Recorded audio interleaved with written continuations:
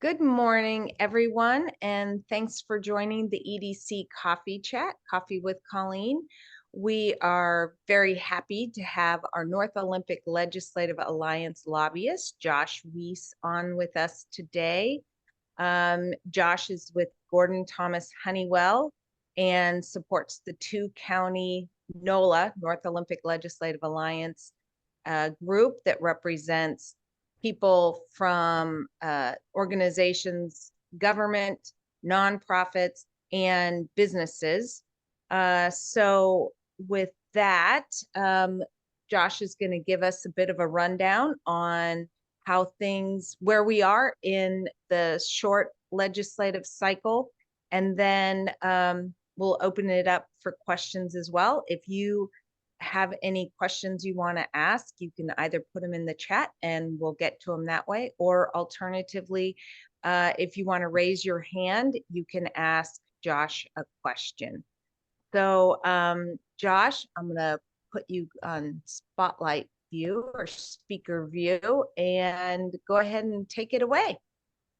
All right, thanks, Colleen. Well, it's good to see everyone, and it's nice to be here. I think this is the fourth legislative session, Colleen, that I've been working with NOLA, and usually do one of these each session. So it's a nice tradition. So we are down to the last or past 2/3 of the way done with legislative session. As you mentioned, it's a 60-day session, and we've got about 15 days left. This week has been a pretty momentous week because we now have seen all 6 of the budget proposals. So each chamber, House and Senate put out the operating capital and transportation budget proposal, and those just as of yesterday have all been out. We are today is, for those of you that track the legislative process, you know that it runs by a cutoff schedule, which is basically a series of deadlines that bills need to keep moving through the process in order to be considered eligible to continue moving along.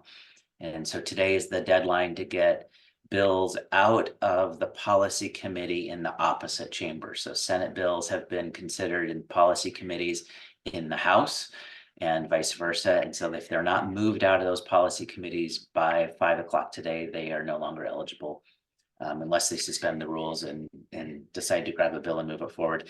And then next Monday will be the deadline to get bills out of that have a fiscal impact on the state out of those fiscal committees. So we have 2 pretty big significant cutoffs happening in the next few days.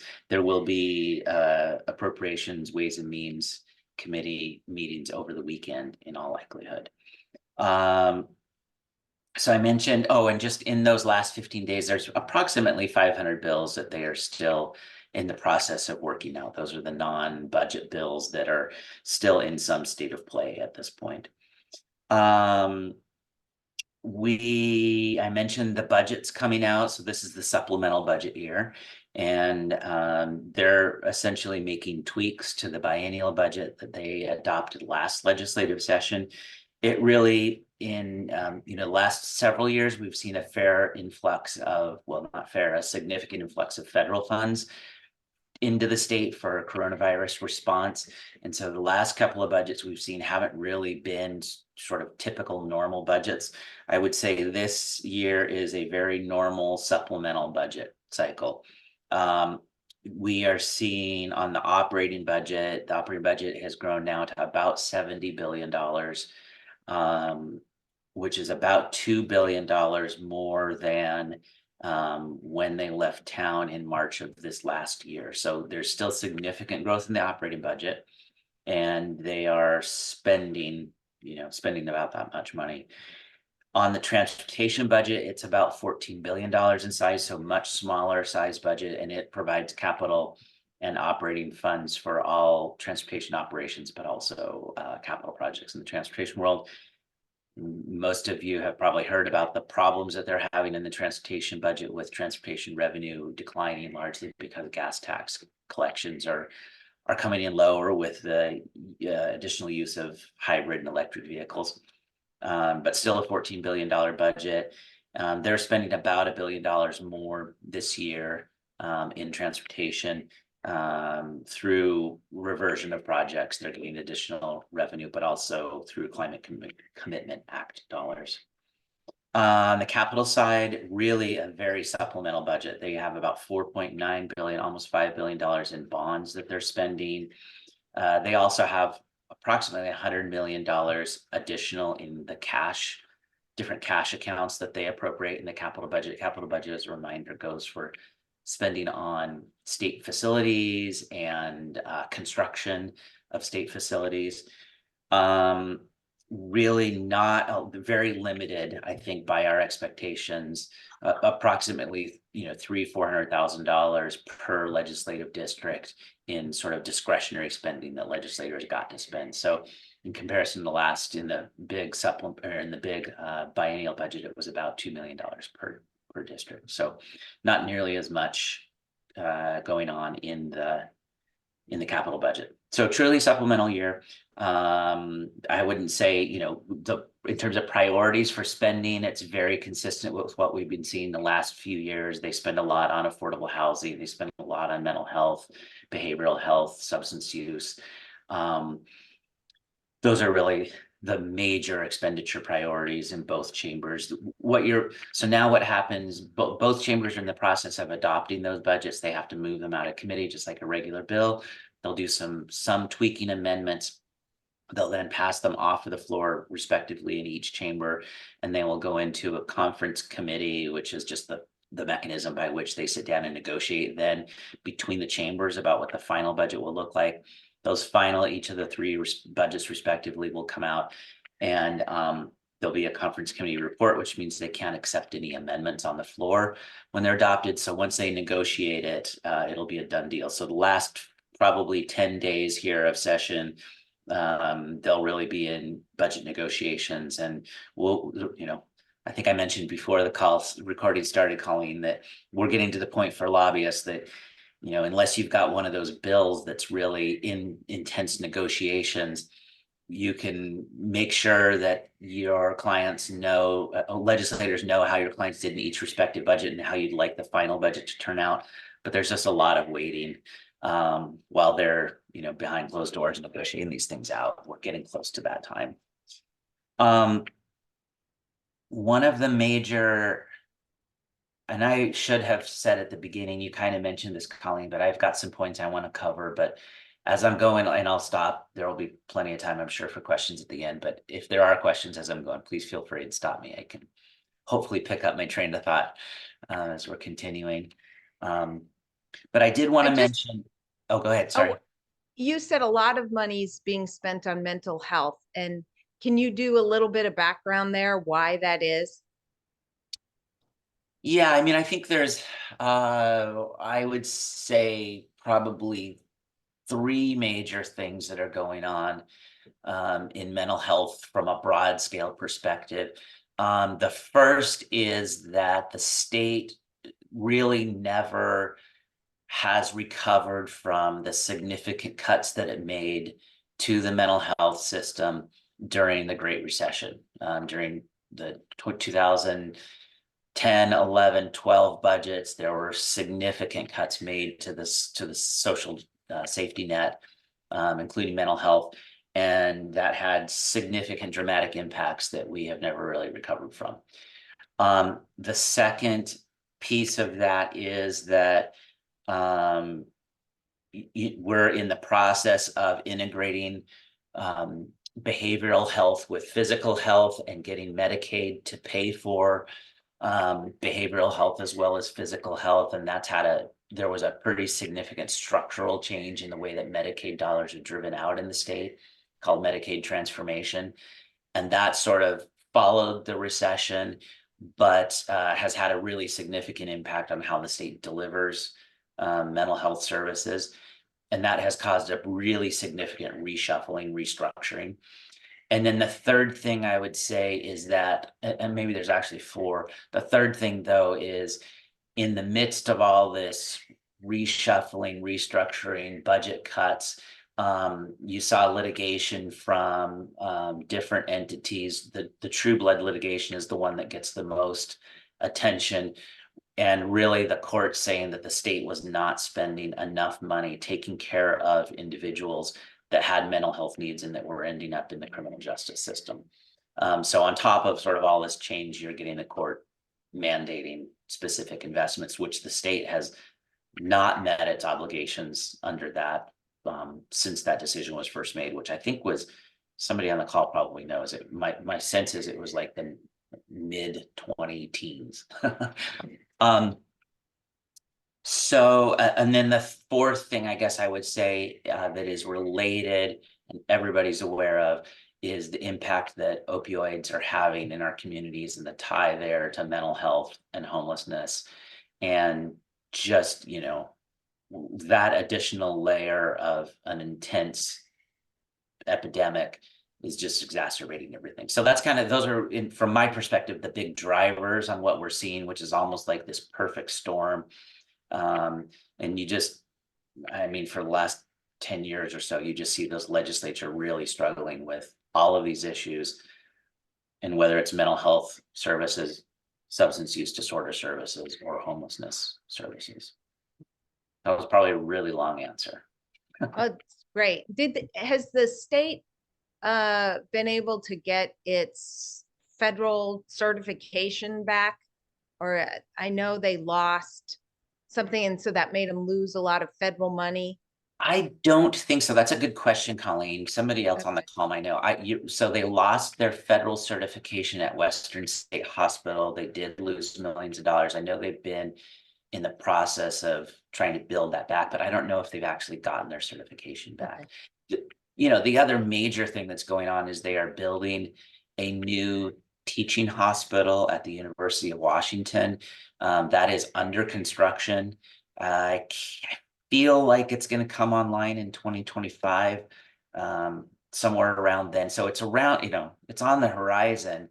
But that will have an impact in terms of bringing additional beds online, but also I'm sure there's individuals on the call that can speak to this with personal experience, but in the mental health space and drug use treatment space, there's just not the workforce.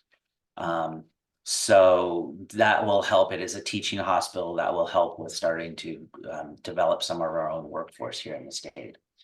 But we're seeing, seems like every budget, this one included, even for a supplemental budget, you're bringing new beds online in different community facilities. It just takes so long to build them. Yep. I wanted to mention the impact of the 6 citizen initiatives that have been certified by the Secretary of State. You may have heard about this, but I have never really seen initiatives play an impact on a legislative dynamic in the way that these have. Democrats have really strong majorities in both the House and the Senate and the governor's mansion, obviously. And the conservative, I'm not even going to say Republican because it was from outside the legislature, but really effectively disrupting the really strong Democratic movement over the last several years to make really progressive changes in the legislature. So the 6 initiatives, let's see if I can get them all. 1 repeals the Climate Commitment Act. 1 repeals the state capital gains tax.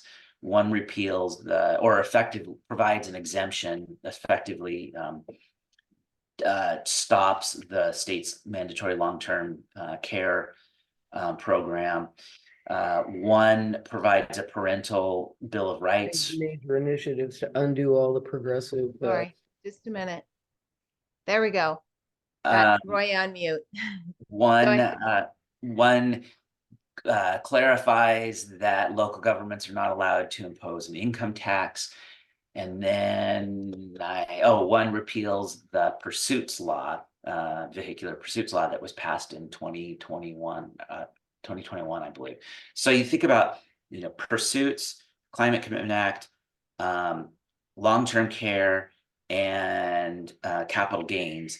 Those in particular were all initiatives or bills that were passed by a very progressive Democratic majority in 21, 22, or no, I think 21, 22, not even 23. those all were, so they are initiatives to the legislature. The Secretary of State certified that they got enough signatures to go to the legislature. And the legislature then has the option of either doing nothing and all of them would go to the ballot and the people would get to vote up or down on those 6. They could adopt them, in which case they don't go to the ballot, or they can propose an alternative on the same subject. And in that case, both alternatives would go to the ballot in the fall. And most of legislative session, the Democratic majority was saying, we're not going to do anything on these initiatives. We're not going to hear them. We're just going to send them to the voters. And just about a week and a half ago, what we've been told, this is rumors, so don't hold me to this, but that the majority received some polling that really showed that some or all of those initiatives were doing really well in polls. And you saw about a week ago, the majority come out and say they're actually going to hear 3 of the initiatives. And what we've been told privately is that there's the intent to actually pass 3 of them. And that is because their feeling is that if they don't, they really need to double down on the ones they want to protect the most, or otherwise they're going to lose all 6 of them. And so the 3 that will be heard, and we haven't heard timing on them yet, are the one that would repeal the pursuits law, the one that would be the family parental bill of rights, and the one that would be proactive statement against state income tax by local governments, which that one's a pretty easy giveaway because arguably that power doesn't exist anyway. The one that is really surprising to me is the police pursuits one. If you remember, the state of affairs in the state across the country after George Floyd and that period of time, that police pursuits law was really a centerpiece in Washington for the movement to provide additional restraint on law enforcement. I just think you're seeing an incredible amount of tension within the Democratic caucuses of the House and Senate, where the progressive members are struggling with the moderate and more pragmatic members about, how far and how fast they can go on some of these initiatives. So that's been a lot of detail there, but really has had a significant change or impact on the tenor of the legislature. And, like I said, we've heard the rumor that they intend to pass 3 of those. I sort of have a section here that's called potential showstoppers for this legislative session in the last 15 days. It feels like we're kind of on the glide path to getting done without much controversy. Those initiatives could really throw a wrench in the system. And the other one that I have on there is, and you might have heard about House Bill 2114, which is a bill that would limit the amount of rent increases that landlords could impose, I guess that's the right word, per year. So I think it's 1.5% per year. And that has passed out of the House, but now it's over in the Senate. And, it's being called rent control, which has typically just been a third rail for Washington politics. That could really be, I know there were a lot of moderate Democrats in the House that when this passed the floor of the House, they were forced to vote on it by their leadership, and they were really unhappy about it. So again, that could be significant. Let's see, I was going to talk about some of the bills that NOLA has been tracking, but let me take a breath and see how we're doing. I thought there was the bill that was rent increase restrictions was at 7% annually, but you said it's 1.5. I might have that wrong, Colleen. I'm sorry. I thought it was Okay. 1.5. There were 2 bills. One was a Senate bill, one was a House bill, and they were different percentages for both. And I believe the Senate bill died. The 7% bill, and they, Yes. okay, interesting. Actually- 1.5 is really a low increase. I'm sorry, I had partial It's information. 5% increase for 15 or for 2114. 2114 has been amended. And it's actually, you're right, it's a cap of no more than 7% per year, but late fees are capped at 1.5% of the total rent. So I apologize, I read that too quickly.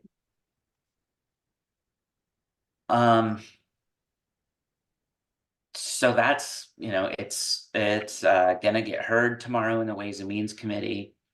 We'll see whether or not that moves. Thank you, Todd, for the information about Western State. Yeah, that was my sense, was they hadn't gotten recertification back yet.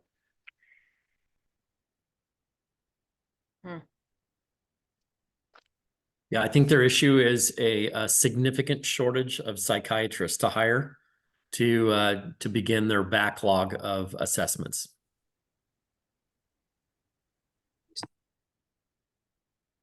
So, in terms of NOLA tends to try and set priorities in the fall.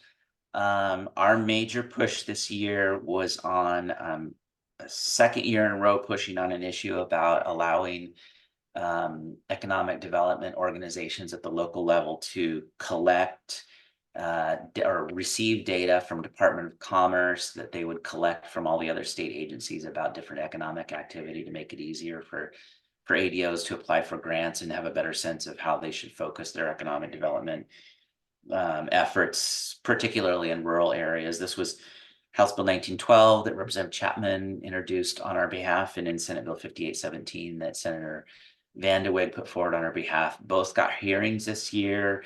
1912 actually moved out of the Innovation Committee in the House. But we really received, so if you recall this effort last year, we received opposition from the unions. We resolved those issues in this version. This year, we received opposition from the business community. AWB came out swinging hard against this bill. And we basically, the sponsors decided to put it down for the time being until we could try and work through some of those issues with AWB. So we'll have to talk, Colleen, with NOLA about whether or not we want to take that on this year again. I've had some conversations with some of the business lobbyists about, a little bit more detail about that concern. And part of it, I think, is not being necessarily understood what we're trying to get to and just needing to have more context. So not totally unusual that these issues take more than 1 year to get through. This one seems kind of obvious to us, but obviously is not for everybody. I understand from AWB, it was Microsoft that did not want their ADO. So their ADO in King County is the Seattle Chamber. They didn't want them to have data on exact number of employees and exact revenues that they are making annually. So, if we can do some kind of carve out that if a business is making more than X amount, then it would be a range would be given or something, or just say more than X. Maybe that would alleviate Microsoft's concerns, but it was primarily that behemoth company that didn't like it. Or we could just say it would be for rural communities. But what I think is important is for them to understand that it's like for Clallam County EDC, we would just get information about the businesses in our county.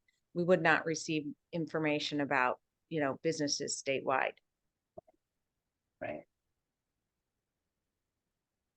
We also have been supporting Representative Chapman has a bill 1906 that's still alive, that if you were involved with NOLA a couple of years ago, he had a bill that addressed the type of vessels that could get a state permit to stay longer in state waters without having to pay the tax. There's a state tax that is levied if you are a foreign vessel and you stay in state waters without a permit or over a certain length of time. So this year's bill, like the last bill, even further increases the size of vessel that can apply for this permit from 200 feet. I think we went from 150 to 200 a couple of years ago, and now this is going from 200 to 300 feet. And so the point of this is that you should be able to attract additional international vessels into your port to basically come in and stay for a period of time while they restock supplies. We've been seeing vessels go up to British Columbia, Victoria, Vancouver, and undertake this activity rather than into Port Angeles and in some of our ports. So we've been supporting that. That's a good bill, and it's going to be moved out of the Ways and Means Committee tomorrow also, I believe. If you recall from any discussions you were involved in with NOLA earlier in the year, Jefferson County's been really pushing on legislation to provide a little more flexibility about development that they can, the counties can do economic activity in limited areas of more intensive rural development. So these are special zones designated in your comprehensive plan that already have don't have a rural character necessarily. They've got some economic character.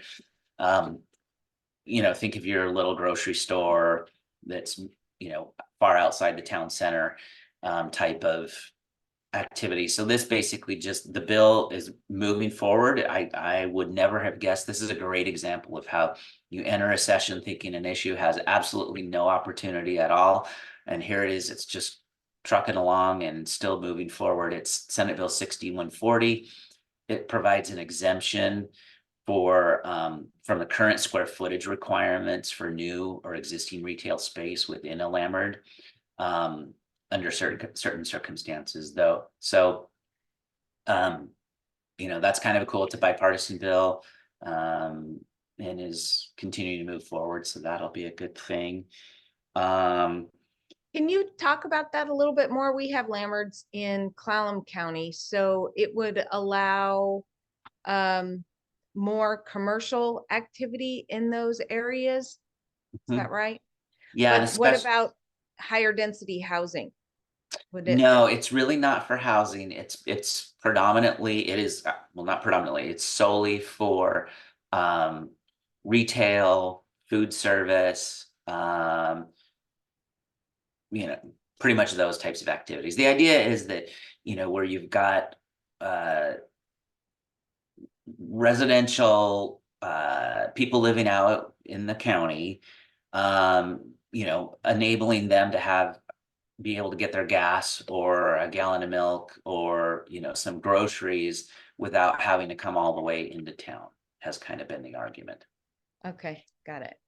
But there's a lot of tension here, obviously, and this is why we never thought it would go forward with the groups and interests that don't want to see growth happening outside of the urban growth area. And so it's a really fine line that this bill is walking to get some retail, some economic development outside of the urban growth area.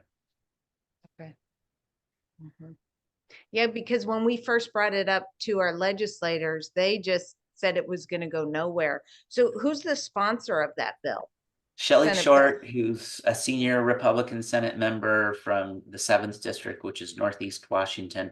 And then it's co-sponsored by Senator Liz Lovelet, who's the chair of the Senate Local Government Committee and is from Anacortes. She's a Democrat from a relatively rural district, the 40th legislative district that includes Skagit, San Juan counties. So it's been a great partnership to see the two of those ladies really pushing on this issue in a bipartisan way. Great. There's legislation, again, we had NOLA conversations before, but weren't quite sure what the fix was going to be on this about the wildland urban interface. Senator Vanderweg has Senate Bill 6120. And so the wildland urban interface code is basically a set of regulations that are created at the national level, and they're optional for states to implement. The intent is really to their development regulations for how to create defensible space or fireproof houses and structures that are in areas where there's a high likelihood of fire risk. And couple years ago, the state told the Department of Natural Resources to create maps about these high-risk areas.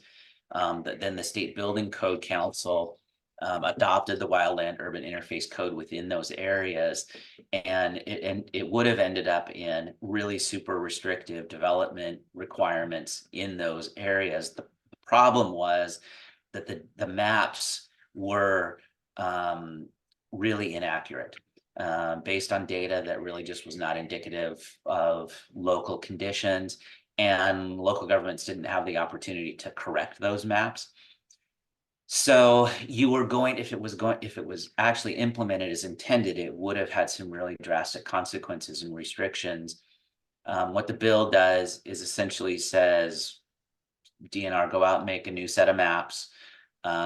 This has to be more fine-tuned so that you actually get better detail. And it also gives the county, city, and towns the authority to create their own maps of wildfire risk and how the fire safety codes will apply. So some local ability to tune it up locally for what your conditions are. And then it applies some restrictions on the State Building Code Council about some of the specific requirements from the Wildland Urban Interface Code that they can apply on a statewide basis. So it's really, it's been widely supported. This bill is moving forward. It's already over. It's a Senate bill already over in the House. It was heard this week. It's scheduled to vote out of committee today. So that issue will be addressed by this bill, and really appreciate Senator Vanderweg's leadership on that issue. And so wasn't it BIAW had a lawsuit against the State Building Council about this? Will that be dropped now? Somebody might correct me if you know better. I thought their lawsuit had to do with heat pumps. I know they have a lawsuit about heat pumps. I don't know that they had one also about the WUI code. Okay. Okay. Got it. They could, I just don't quite remember. Okay. We continue to watch or pay attention for NOLA to activity around electrical apprentices and apprenticeships. We continue to see legislation that would give local smaller electrical shops in rural areas more flexibility about the requirement to use apprentices. None of those bills are moving forward. That issue seems to be pretty well locked down. This in the Senate budget proposal, can't speak about the House. Haven't had a chance to look yet, but in the Senate budget proposal, they provide an additional amount of funding to the Department of Labor and Industries for additional electrical apprenticeship training slots, opportunities. I think there's a fair amount of skepticism from the people that we work with in the North Olympic Peninsula that this will solve the issue for the peninsula. But it clearly seems like this is the way that the administration and the legislature appears to have support to actually try and resolve the issue. So that one's been a frustrating one, and don't really see too much relief on the horizon. I know you've worked hard with L&I for years on it, trying to get them to move off of their view on how this should all work, that everybody in rural communities should move to urban communities to get trained. And then, that it just, I don't know, it's an equity issue for certain when there's no accessibility in rural areas for it. And there's not even in Kitsap County either. They're having to go to Pierce or King counties to get the training. So just, yeah, there's a lot of influence there that, small rural communities haven't been able to overcome. But it won't get better before it gets worse. And, I was just going to say that, Colleen. Exact same comment. Yeah. I think we're going to feel the ramifications of this, that if it's a commercial job, we're going to have to hire commercial electricians from the I-5 corridor, and that's going to increase costs for us, and because of the travel required and all the rest. So, a small restaurant needs to change out lighting. They're going to have to get, anyway, it's unfortunate. It really is. And it's not just the Olympic Peninsula, it's all across the state and rural communities, because those small electrical contractors can't train their employees in-house anymore, is basically what happens. Unless it's for residential only. Yeah. So there's one other bill that's moving forward that I think is kind of cool, and it does look like it's going to pass. It's called the Match Act, and it is House Bill 1870. It's brought forward by Representative Barnard, who's from the Tri-Cities area, and she works for the Chamber of Commerce over there. And the whole concept here is that the states, it sets up basically a assistance program for local governments and entities that want to compete for federal dollars, but need some help either coming up with match dollars or just with technical assistance to even apply to the federal programs. And it looks like this is going to move forward. This is something we've talked about at NOLA before in different ways about just, the fact that there's so much federal funding available out there with the Build Act, with the different infrastructure programs that they've passed in the last couple of years, but how difficult it is for small entities to actually apply because those grant, processes are so difficult. So the idea being that there would be some resources here to tap into at a state level at Department of Commerce to be able to help with that. So I think that one's going to get through too, and is pretty consistent with the NOLA objectives as well. The last thing I wanted to highlight that will start to be interesting. So after session gets done, right, 24 obviously is a big election year. We'll have the entire House of Representatives will be up for election. Half of the Senate, half the Senate will be up. We are seeing going to see a lot of turnover because of the people that we already know are shifting positions because of statewide elected officials. I think there's something like 5 Senate members that are running for statewide elected offices, not all of which are running safe. Senator Van de Weg, Senator Mullet will either win those statewide elected offices or they will be out of elected office. And then we're starting to hear announcements about retirements, which you kind of expect to see this time of session. So this probably doesn't mean much to anybody, but Sam Hunt from the 22nd district here in Thurston County announced last night at the TVW Gala that he's retiring. He's been a long-term Senate member. Representative Hutchins from the 26th district down in Gig Harbor, which we've never really I've worked with a lot, but NOLA hasn't necessarily, but is a really young up and coming Republican member. Really bright future politician, announced he's not going to run again because it's just costing him too much money. He has a business in Gig Harbor and just can't afford to support his family as being a legislator. I think we're gonna, and that actually has implications because that's one of the 2 districts in the state where you have a legislative delegation of 2 House members and 1 senator that are of mixed party. And so I think it's pretty likely that Democrats pick up a Republican House seat from that seat. So I guess just my point being that we're going to start hearing more and more about how the legislative makeup is going to start changing before the next legislative session in 25, which will be the long 105-day biennial budget session. So more changes are coming. So those are the things I thought were worth making sure and mentioning, but I'm sure there's probably questions, and I'm more than happy to. You guys can play Stump the Lobbyist now, which with me and with the range of topics and with me in particular is not all that hard, but it's kind of fun. At least for you, I think. So if you have a question for Josh, please raise your hand or you can put it in the chat. I know, Rebecca, you had one.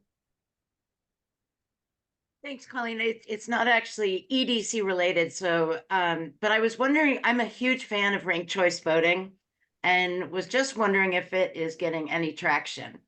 Yes, there is a bill. I'm going to have to look.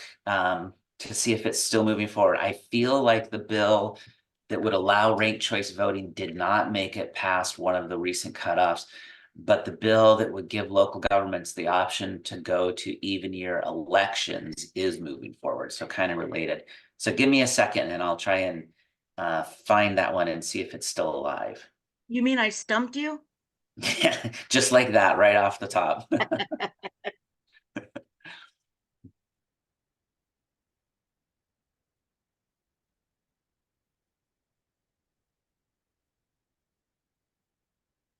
You can ask other questions while I'm looking. Okay. All right. Randy has his hand raised. Go ahead, Randy.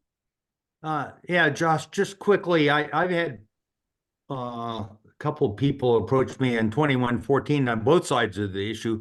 Where exactly is the bill? Is it right now sitting in the Senate? And what's your prognosis? Yeah, it's in the Ways and Means Committee. I think I said it's scheduled for executive session tomorrow. And that's the rent Yeah. cap. No, it is the rent cap bill. It's scheduled for a hearing tomorrow in Ways and Means, and this will not be subject to cutoffs because it's a fiscal impact bill. But I think I don't think we know, Randy. I think this is one of the bills that, we could miss a cutoff or two and still be alive. And we may not know until the last couple of days of session whether or not they're going to do it. Josh, one thing we talked about before we started recording and everybody was on was this year's capital budget. I think you were saying specifically capital budgets are really unique. And do you want to share that with everyone? I think what I was saying is that the capital budget is not very unique because it's really truly a traditional supplemental capital budget. They only had a little bit of bond capacity left from last legislative session. They didn't really, they're really only doing limited capital expenditures. But the two budget versions, the Senate and the House, have very different projects in them. Yes. So it is not unusual when you see when a House budget comes out and then a Senate budget comes out for them to include, particularly in one or two legislative districts, very different projects. So legislators sometimes will take the strategy of saying, okay, Senate seatmate, you fund this project for this city in our district. I'll fund this other project for this other city in our district. And then when we go to negotiations, we'll try and get the chambers to buy both of those projects. But a lot of times what you'll also just see is that they line up. The proposals both include the same projects. And it happens more frequently in the capital budget that you'll see that they're not aligned. This year, in all three budgets, you see a lot of situations where they are not aligned in all three budgets. And we've heard pretty specifically from staff that this is there's more coordination, frankly, than I've ever typically seen between the chambers about let's not align so that when we go into negotiations, we can buy each other's projects and have some, essentially setting up the negotiation beforehand. So Colleen had a specific question about a project that was funded in the House, but not in the Senate. And my reaction was, I think you're going to be okay. If you're in one budget, my sense is in this particular year, if you're in one budget, you're probably looking okay. Great, thank you. Mhm. Jim? Good morning, everybody. Good morning, Josh. Jim. Happy New Year. I haven't seen you since the turn of the calendar. Question is about school construction. You probably remember there was a Supreme Court case out of Wahkiakum County that the Constitution does not require the state to fully fund school construction, the schoolhouse. And there was, I think, I remember hearing there was going to be some attempt in the capital budget, particularly to provide money for rural districts that are kind of property poor a little bit more, and maybe change the SCAP formula, the school construction formula, where a district qualifies or not for state assistance, et cetera, et cetera. I know Quilcene just had a failed levy attempt.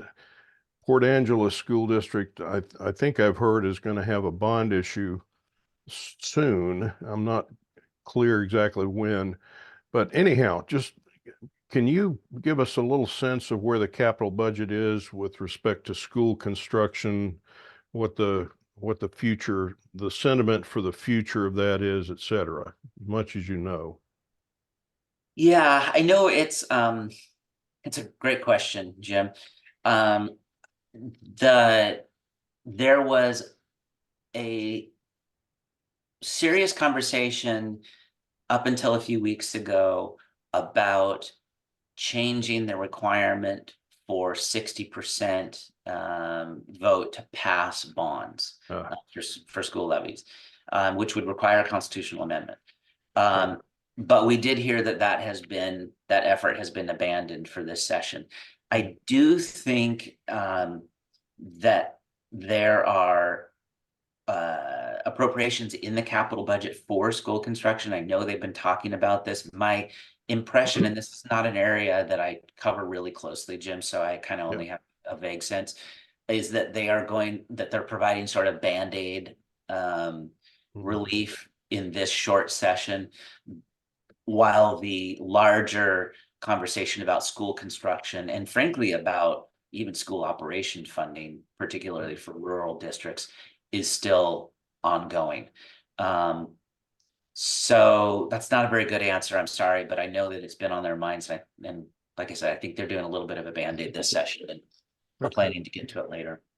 Sounds kind of like a next year sort of a thing. Well, it's a potentially very large budget item. Yeah, right? for sure. I know that there is an effort in schools to provide additional. There were a couple of bills that had to do with levy equalization for schools, which would have an impact for schools to get additional operating budget dollars. I think that conversation is still going on. And then there's also a bill that was introduced late that I also believe is still alive that would provide additional maintenance supplies and operations dollars for school districts that are basically just a, sort of short-term infusion of cash to get them through. Yeah. I'm still looking for the ranked choice voting bill, by the way.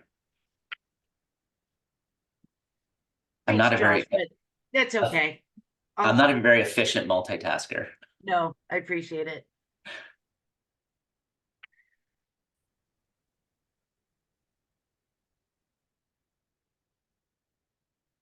All right. Does anyone have any additional questions for Josh? So I'm curious.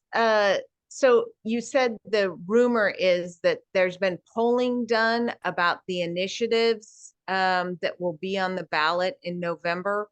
What more information do you have about that? Are there certain initiatives that they feel have a higher likelihood of passing? And so I'm curious too about the strategy of the Democratic leadership of the state, that they think that it'll be looked at by individual voters that, we're giving you options on some of these, and we're or are you saying the hearings would actually adopt those 3 initiatives?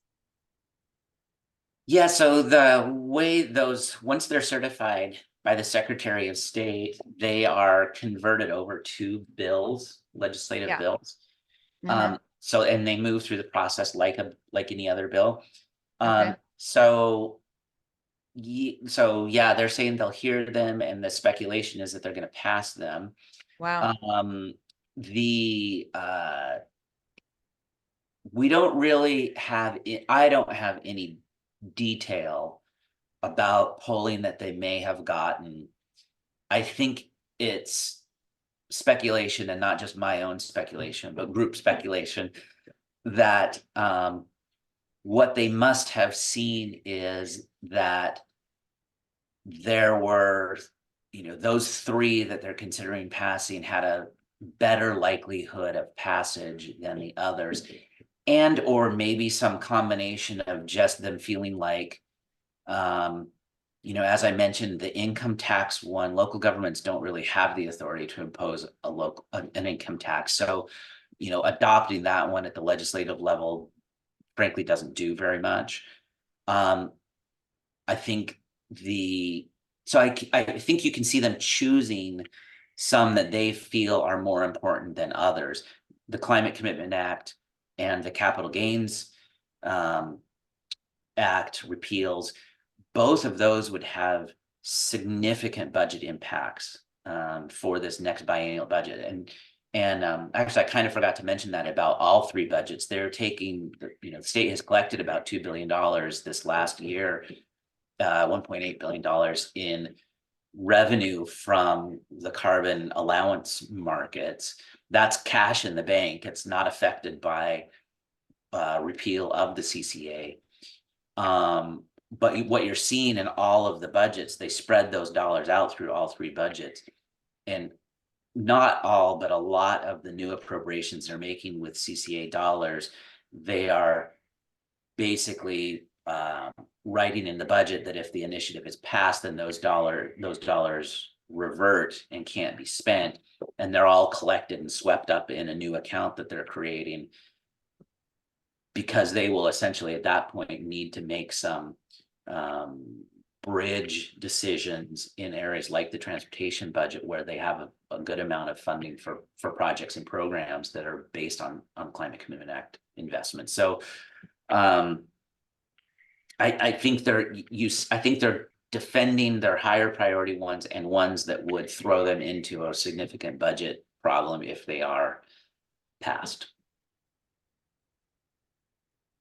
Does that make sense? Yeah. Tim? Yes, thank you. Hey, Josh, I was just curious, where do you think, did 5334 pass the House last night? What's that one, Tim? That is the increase for affordable housing through STR tax. And like I say, it got real close last year, so I know it got through the Senate, but I'd heard it passed yesterday, and I'm not seeing that on the. It passed out of the House Policy Committee 2 days ago.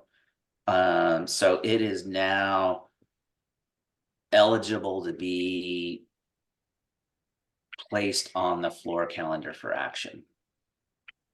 So it has passed the Senate, and this year is being reconsidered again, and is making it further than even before. And what does it do specifically? It's an increase in lodging tax for short-term rentals that would go to affordable housing. Oh, okay. Yeah, it's a How local. much? It's right, Tim. I think it's a local option tax. Correct. That can be imposed on VRBOs for local affordable housing projects. Yes. And it has, for what my understanding is with the percentage, it has in the neighborhood of it can generate in about $400,000 a year. That it can generate some serious money for affordable housing. And I thought it was close last year, and now I'm seeing it again. And I'm just curious whether it'll make the finish line this year or not. So LTAC dollars are 2% that go on to short-term rentals. How much, what is the max? Is it 1% of the fee that's charged nightly? I thought it was, sorry, I'm honing in on even your elections. I thought it was 10%, and it's Wow. not, Yeah. it really isn't your LTAC. Right. It's a new tax. Correct. Right. And it is rental platform up to 10%. Okay, and is that, so is that approved at the county level or county and then each municipality? So counties and cities would have the authority to approve that. Counties and cities. Yeah. Okay. Got it. Interesting. Okay. Yeah. Ranked choice voting is not still moving forward. Thanks, Josh. It was painful watching me try to get there, I know. No, thank you. Yeah. It does continue to get, discussion. You see, it was introduced last year, it was House Bill 1592. It was reintroduced this year and did make it further than before as House Bill 2250. But no, they're not moving forward anymore. I'll just have to go out and hire myself a lobbyist.